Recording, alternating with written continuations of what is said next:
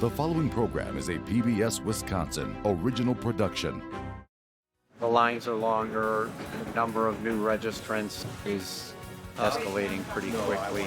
An alarming escalation of need is testing the limits of food pantries. From food scarcity to the closure of Head Start classrooms, the fallout from the government shutdown hits families hard. I'm Frederica Freiberg. Tonight on Here and Now, we visit a busy food pantry that sees long lines and short hopes. Head Start classrooms have closed under the shutdown, leaving families in the lurch. Reports of inappropriate conduct leads lawmakers to draft a bill punishing child grooming. And as we approach Veterans Day, stories come to life at the state's museum dedicated to preserving history. It's Here and Now for November 7th. Funding for Here and Now is provided by the Focus Fund for Journalism and Friends of PBS Wisconsin.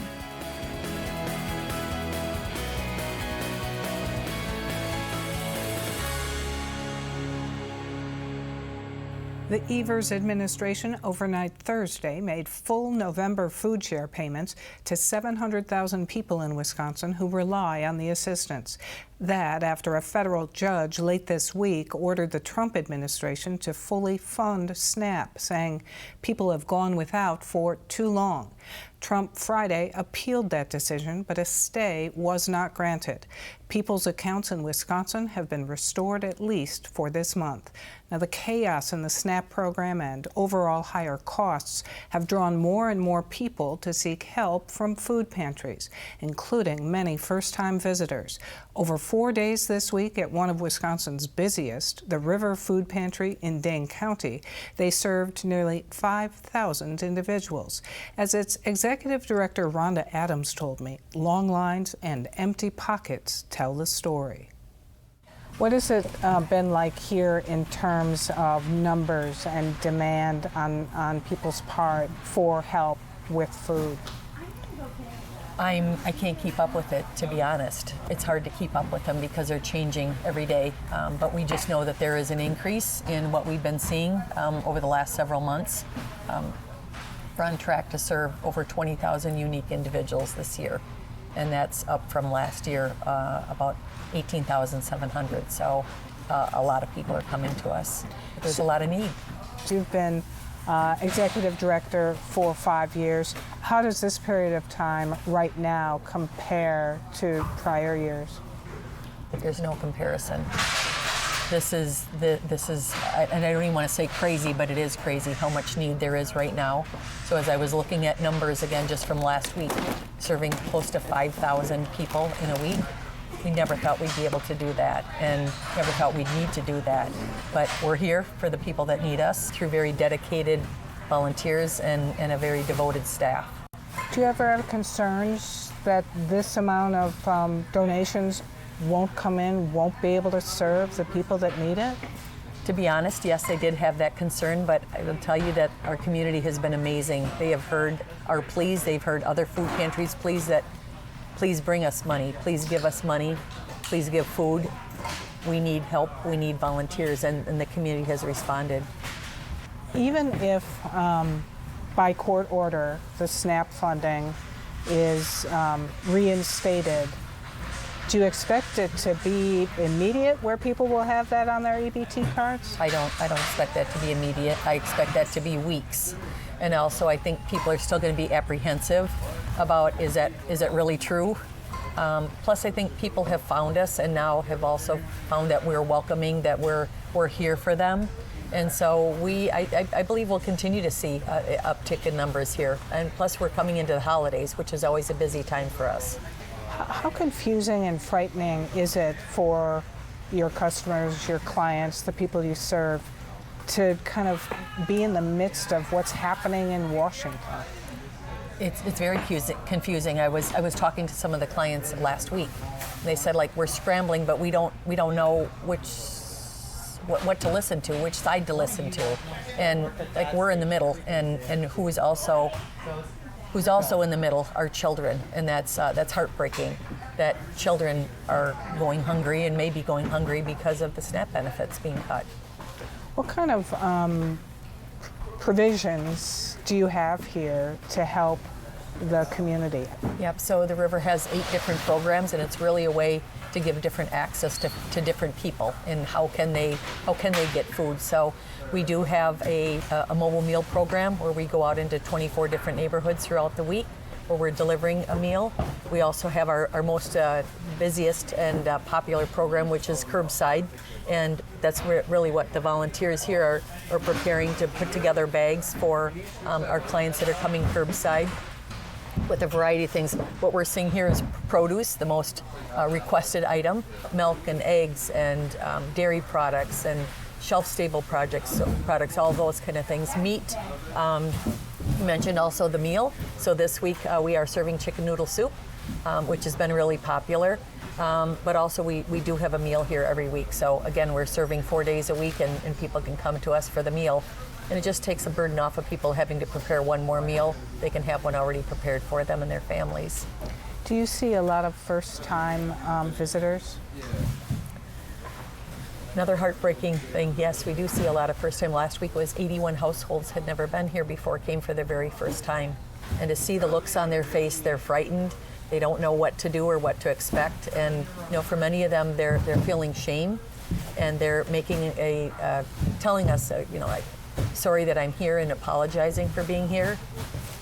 We greet them with a smile. You saw Kevin here as our registering clients and greeting them with a smile and with telling it's okay, we're here, we're going to help you. What can people who want to help you, this pantry, other pantries, food banks, what can they do? Yeah, and it's really for all food pantries across the country because we're all in this work together and we're all wanting to make a difference in people's lives with, just a basic need of food. So money is needed, and that's what I'm hearing from other food pantries too. Money is the number one request, right? So we can, again, make that dollar stretch a little bit farther. We're happy that we're here and that people are finding us and they're trusting us, right, with a basic need that they need, right? It's food. But it's sad. It's heartbreaking that people are in this position to come to us. All right, thank you so much. Thank you. As the government shutdown became the longest in U.S. history, the impacts piled up. Across Wisconsin, early learning Head Start programs had to close down, shuttering child care programming for hundreds of children. One of them covers 5 counties and is run by the Southwestern Wisconsin Community Action Program. It closed 9 Head Start classrooms at the start of this month. We're joined now by the director of Head Start programs there, Tawny Hardiman, and thanks very much for being here. Thank you. So I see that you are joining us from one of your empty classrooms. How hard is this for you to see happen? Very difficult.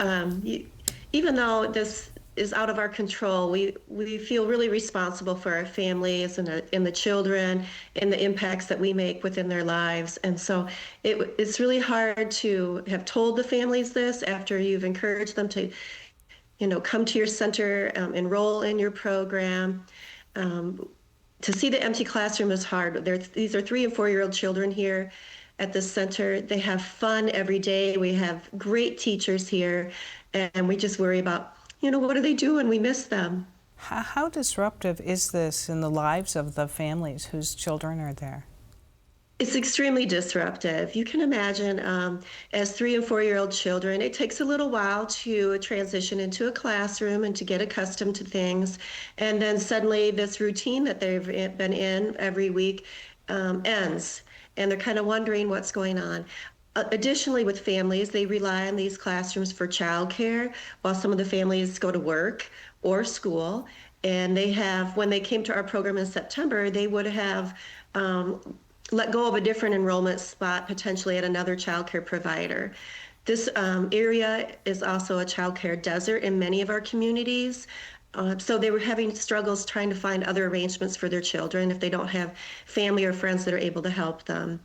Another thing that impacts the families is that these children receive breakfast, lunch, and snack at our centers every day. Many families were really wondering about their food security additionally. How are they dealing with that, do you know? They were very upset, very worried, scrambling, wondering what were they going to do, asking our staff if they would be available to watch their children while they went to work. So yeah, they just kind of feel like the rug was yanked out from underneath them. They had a routine going. They had made arrangements, like I said, to work or go to school. And then in the middle, right at the end of October, we had to let them know that our funding has not been approved for the next 12-month grant cycle. How valuable are the benefits of Head Start programming for these children? One of the biggest things that kids learn are some social skills, like how do I learn to listen to instructions? How do I learn to follow the routines of school? How do I make friends? Those things are so much even more important than the ABCs and 1, 2, 3s. It's just learning how to listen. When do I sit still? When do I get up to go? And this might be their first experience away from home. So it gets them prepared for what that environment would be like at the school. They are adjusted, they're used to coming, and now we're worried if the shutdown happens, for a long period of time, how difficult will it be for them to transition back into this setting? Even if or when federal funding resumes, will you be able to kind of seamlessly bring your programming back up to speed? It won't be as quick as what a person might think. So when the federal government shut down, our regional offices, the national offices that support programs, those staff were furloughed on October 1st. So we have grant applications. As I said, our grant cycle runs from November 1st to October 31st. And that grant application is in there in the system waiting to be awarded. So once the government opens back up, they will have to recall those those regional and national workers for Head Start. They'll have to review our application again, and then we have to wait for the notice of award. So our understanding is that could take about 1 to 2 weeks. And then once we receive the notice of award, hopefully it will be for the full amount that we have requested. Then we would put together a plan, recall staff, give them a little bit of time in the classroom to get things back up and running, such as getting food, groceries for breakfast, lunch, and snack, and then contact families. So it's going to take us at least probably 3 weeks, would be my guess, even after the government reopens. Tawny Hardiman, thanks very much for explaining to us what your program does. Well, thank you for the opportunity. The safety of Wisconsin's school children is under the magnifying glass after the Capital Times reported on more than 200 teachers accused of sexual misconduct or grooming of students since 2018. That included teachers who were able to reapply for a teaching license, according to the reporting. In response come proposals for new laws and better and more transparent tracking of teacher licensing, including the reasons for revocation. Republican State Senator Jesse James is author of a new bill that would make grooming a felony and include prison time. He joins us now. And Senator, thanks very much for being here. Thank you for having me. So one of the things that your bill does is set a definition for grooming, and I'm just going to read it. It is, quote, a course of misconduct, pattern of behavior, or series of acts intended to condition, seduce, or entice a child for the purpose of sexual activity or exploitation. How does that definition help to investigate, charge, and remove educators who are predators? This isn't about just educators. It could be law enforcement, it could be doctors, it could be just general citizens within our communities. So I think this story breaking out just intensifies and actually brings forth the true need of this grooming statutory language to be included in our statutes. I think the sensitive crimes that I have investigated as a law enforcement officer, having these additional tools and mechanisms available for charging is extremely valuable. And with the amount of times that each grooming act is defined, you could have a person that is charged with multiple felonies with just the grooming statute alone. And I think when we get to the courts in the charging of these cases, I think more is better. It brings more negotiation. It brings more potential compromise to not drag these cases out to a 12-person jury trial. It brings on more plea agreements and having these people realize, yeah, you're guilty. I mean, I've had a pretty successful career as a sensitive crimes investigator back in the day, and this was never available, but I can specifically think of cases where it's totally applicable because there seems to be grooming in every single type of child sexual assault case. Indeed. What does grooming look like in practice? Oh my, it could be where an individual will literally pick up a young lady after school and take her out to eat, out to buy a new pair of shoes, out shopping, getting her her own private cell phone. It could be text messaging that, simply saying, well, you look really nice today, and, flattering comments and stuff that would not be normal, where if I had my daughter in high school and I look at her phone and I see a text message like that, it would definitely raise concern. Why is it taking so long for someone to write a bill that would turn into law in the state of Wisconsin on this? That is an awesome question. I think the traditional ways of grooming are being more like upscaled with the amount of technology that's available, the apps that are out there. Trying to keep up with technology today, I think that is one of the challenges in the amount of grooming that's going on through technology. I think it's really intensified and it's dramatically increased. We need to address it. Do you think, given the gravity of this, the state will throw its weight behind this and funding to tightening up not just like the statute around grooming, but having to do with revocations of educators' licenses and making that process more transparent?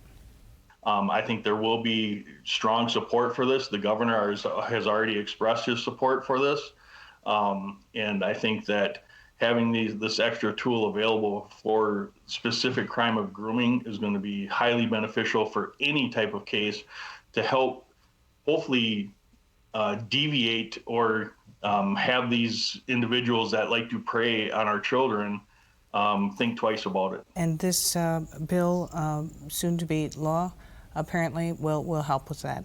Senator Jesse James, thanks very much. Thank you very much. I appreciate the conversation today. November is the month we pay special tribute to those who have served our country's military with Veterans Day. Wisconsin soldiers and landmarks play a key role in that rich history. Here and Now reporter Merv Seymour made a visit to the one place in the state that houses and displays these stories. You can see it for free at the Wisconsin Veterans Museum in Madison. Here's a clip from his In Focus interview with the museum director, Chris Kolakowski. The museum is right at the top of State Street, so right across from the state capitol. And when you walk in, you get basically a tour of the history of Wisconsin veterans. We start with the Civil War, and we go right around to the present day.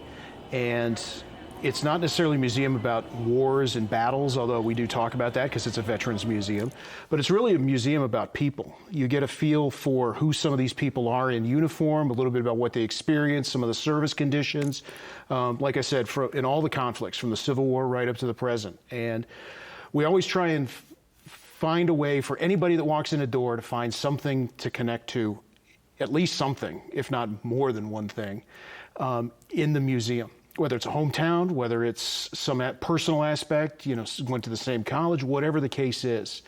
And I'm really glad you came in, and I know you had a great time with my staff. Yeah, I mean, I found it to be really interesting that, everything there is, it's somewhat centered on Wisconsin and Wisconsin's role.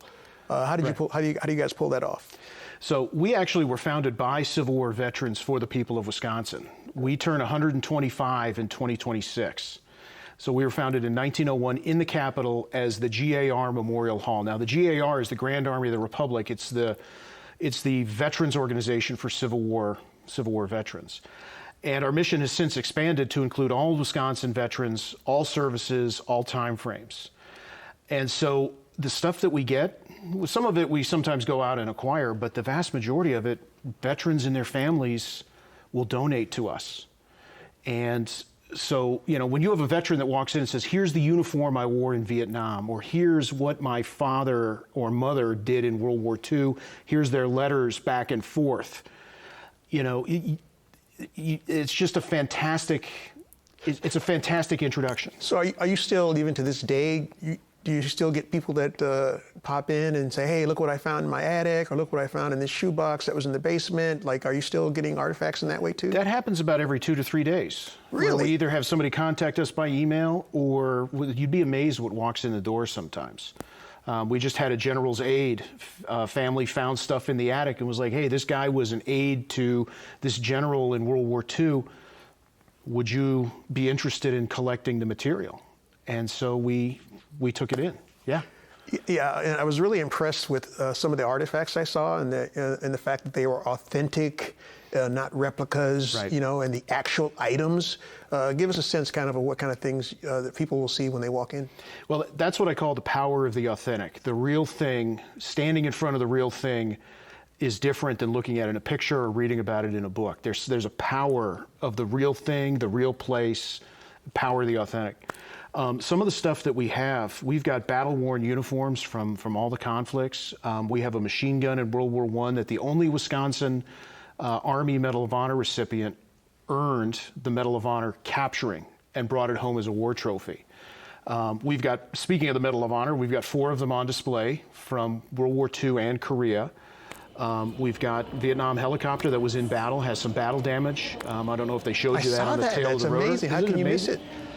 So it's some really incredible stuff and some really incredible stories that we have on display. Yeah, and you guys have an actual cannon from the Civil War period. Right. And, a battle capture, too. It was a Confederate cannon that was captured at Shiloh by the 14th Wisconsin on the second day of battle on April 7th, 1862. And they brought it back as a war trophy to show off and help raise war bonds. And for years, it was every July 4th, it was the salute cannon that they'd fire down State Street from the grounds of the Capitol. What? Yeah. So it's just got this incredible story, and it's one of the first things you see when you first walk in. Now, how many artifacts do you guys think you have in that space down there? So in our total collection, both there and in our off-site storage facility on the east side of Madison, we have 27,000 objects, ranging in size from the Huey all the way down to collar insignia and everything in between. That, where we are in the museum right now, we have about 3% on display just because of space limitations. Wow. So I'm not good at math, but I'm sure your viewers can do the math and figure out what we've got there. But so you're saying there's like 97% of all the other stuff you have is in a warehouse someplace else? Yes. Yes. Think of an iceberg. If you just saw the tip of the iceberg and there's this hole underneath, under the water. And we've got some incredible stories there that we'd like to put out on display. How do you know what to keep? How do you know what to collect? So one of the biggest things when like if you were to offer us a collection, one of the biggest things that we look at is first of all, what best tells your story. You know, photographs, letters, diaries, that's pretty obvious, but then objects. And sometimes if you're giving an oral history to us, we actually have the largest state-owned veterans oral history collection in the country. If you're talking... Now, when you say oral history, does that mean like recordings of people talking about things? Or? Exactly. Sitting down and doing an interview where I would be asking you about your military service.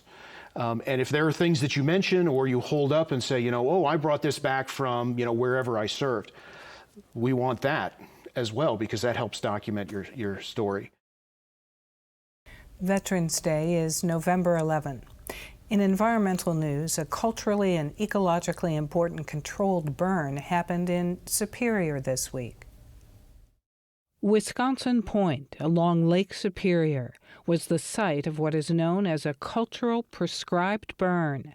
The fire removed invasive species and added nutrients to the soil to nurture native plants. The restoration effort was a partnership with the Fond du Lac Band of the Lake Superior Chippewa. The point was settled by the Ojibwe and site of burial grounds, but the community was forced from the land in the early 1900s and the cemetery desecrated to make way for harbor expansion. The tribe regained the land from the city of Superior in 2022, which called the prescribed burn part of a broader healing process of honoring the land and those who came before. For the Ojibwe, such burns are a sacred connection to the health of the land. This Great Lakes area, all the plants here are fire dependent. They depend on fire to keep growing. There's a lot of states that are turning to the indigenous tribes in the use of fire to promote what their traditions were of, using fires to shape their environment, to slow down the spread of large uncontained fires. But there's something we learned traditionally was fire, the cleansing. It helped heal us, physically, mentally, spiritually. For more on this and other issues facing Wisconsin, visit our website at pbswisconsin.org and then click on the News tab.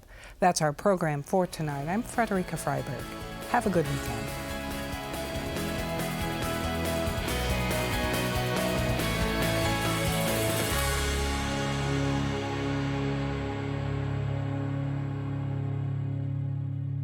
Funding for Here and Now is provided by the Focus Fund for Journalism and Friends of PBS Wisconsin.